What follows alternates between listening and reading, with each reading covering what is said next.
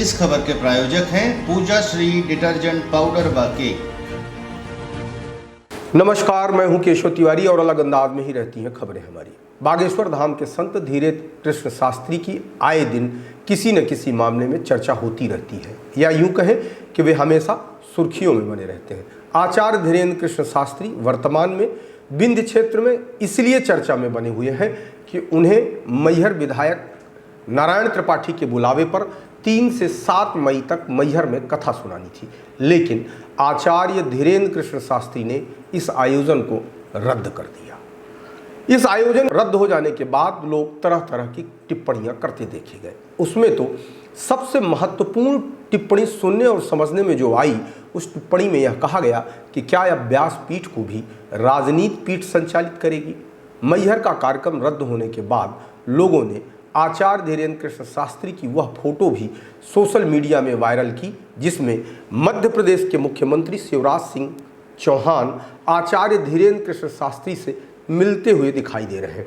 उसी फोटो को आधार बनाकर सोशल मीडिया में यह बात उठाई जा रही है और कही जा रही है कि कहीं न कहीं मैहर की कथा धीरेन कृष्ण शास्त्री ने इसलिए रद्द कर दी क्योंकि उनके ऊपर कथा न करने का बड़ा राजनीतिक दबाव था। हालांकि इस पूरे मामले में मैहर के विधायक नारायण त्रिपाठी ने जो अपना आधिकारिक बयान जारी किया है, उसमें नारायण त्रिपाठी ने न तो शिवराज सिंह चौहान के संबंध में कोई बात कही और न ही आचार्य धीरेन कृष्ण शास्त्री के संबंध में। सुनिए उन्होंने क्या कहा। सभी लोगों को सादर प्रणाम। बागेश्वर धाम महाराज जी की कथा 3 मई से 7 मई तक के लिए तय की गई थी। 15 तारीख को टेंट का प्रथम कार्य का भूमि पूजन रखा गया था। किन्हीं कारणों से ये कथा लगभग स्थगित हो चुकी है या स्थगित हो चुकी है, पर यह विश्वास दिलाते हैं कि मैहर में बाबा बागेश्वर धाम महाराज जी की कथा अवश्य होगी। मैहर मां शारदा का धाम है, इसलिए हम 15 तारीख को 5 बजे जिस जगह पर कथा का आयोजन होने वाला था, उस जगह पर बागेश्वर धाम महाराज जी की कृपा से हनुमान चालीसा का पाठ करने जा रहे हैं। तो सभी मैहर वासियों से, सभी बिंद के लोगों से, जो भी जहां इस अपील को मेरी सुन रहा हो, सब लोग उस हनुमान चालीसा के पाठ पर उपस्थित हों और ये प्रार्थना करें कि हे भगवान, हे माई शारदा, हे भगवान बागेश्वर धाम महाराज, मैहर में उस कथा का आयोजन शीघ्र हो। इसी के लिए हनुमान चालीसा का पाठ किया जा रहा है। आप सबको धन्यवाद, सादर प्रणाम। सोशल मीडिया के ज्ञानियों को ज्ञान देने का अवसर चाहिए और उन्हें यह अवसर मिल गया। जितने मुंह उतनी बातें। लेकिन राजनीतिक विश्लेषक भी इस कथा के रद्द होने के बाद यह कहने लगे हैं कि कहीं न कहीं मैहर में इस कथा के संपन्न होने के बाद विंध्य क्षेत्र के अंदर नारायण त्रिपाठी का कद काफ़ी कुछ बढ़ जाता। वैसे भी नारायण त्रिपाठी विंध्य जनता पार्टी के नाम से रीवा और शहडोल संभाग की 30 सीटों पर अपने आप को पूरी तरह से केंद्रित किए हुए हैं।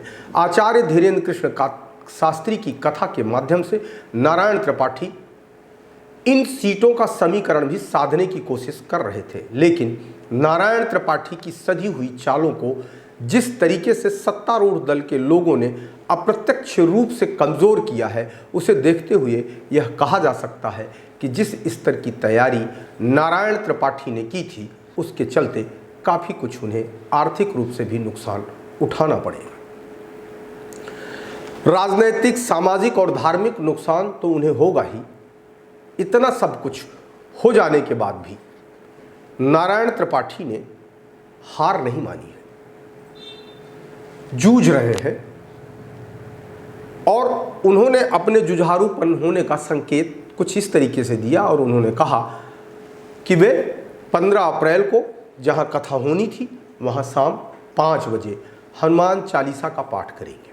नारायण त्रिपाठी ने विंध्य क्षेत्र के उन तमाम निवासियों से निवेदन किया है कि वे इस कार्यक्रम में शामिल अवश्य हों। आचार्य धीरेन्द्र कृष्ण शास्त्री की कथा रद्द होने से और किसी को खुशी हुई हो या न हुई हो, लेकिन मैहर विधानसभा से जो लोग भी चुनाव लड़ने का मन बना रहे थे या मन बना रहे हैं या मन बना चुके हैं, उन्हें कहीं न कहीं इस कथा के रद्द होने से जितना आत्मिक सुख और सुकून मिला होगा, जिसे शब्दों में व्यक्त नहीं किया जा सकता। लेकिन इतना सब कुछ होने के बाद भी एक सवाल तो यह उठता है कि तारीख पहले से तय हो चुकी थी। नारायण त्रिपाठी पूरी तरह से तैयारियां कर रहे थे। 60 एकड़ में वातानुकूलित पंडाल लगाया जा रहा था। 50,000 लोगों के बैठने की व्यवस्था की जा रही थी। 20 एकड़ में लोगों के खाने की व्यवस्था की जा रही थी। इतना सब कुछ होने के बाद आखिरकार धीरेन्द्र कृष्ण शास्त्री के सामने ऐसी कौन सी मजबूरी थी जिसके चलते उन्हें मैहर का कार्यक्रम रद्द करना पड़ा। धीरेन्द्र कृष्ण शास्त्री तो हमेशा यह कहते हैं कि उनकी सरकार तो बालाजी सरकार है, वह सिर्फ बालाजी सरकार की ही सुनते हैं, वह किसी से डरते नहीं। फिर आखिरकार ऐसा क्या हुआ कि उन्होंने मैहर का कार्यक्रम रद्द कर, कार्यक्रम के रद्द हो जाने के बाद भी आम जनता के बीच में यह नहीं बताया कि आखिरकार इस कार्यक्रम को रद्द क्यों किया गया।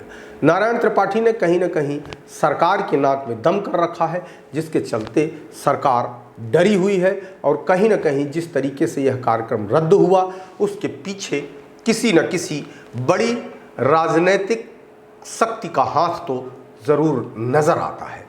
आपको हमारी खबरें कैसी लगती हैं आप कमेंट बॉक्स में आके कमेंट कर सकते हैं, लाइक कर सकते हैं, शेयर कर सकते हैं। और यदि आपको हमारी खबरें अच्छी लगती हैं तो विशाल खबर चैनल को सब्सक्राइब करना न भूलें।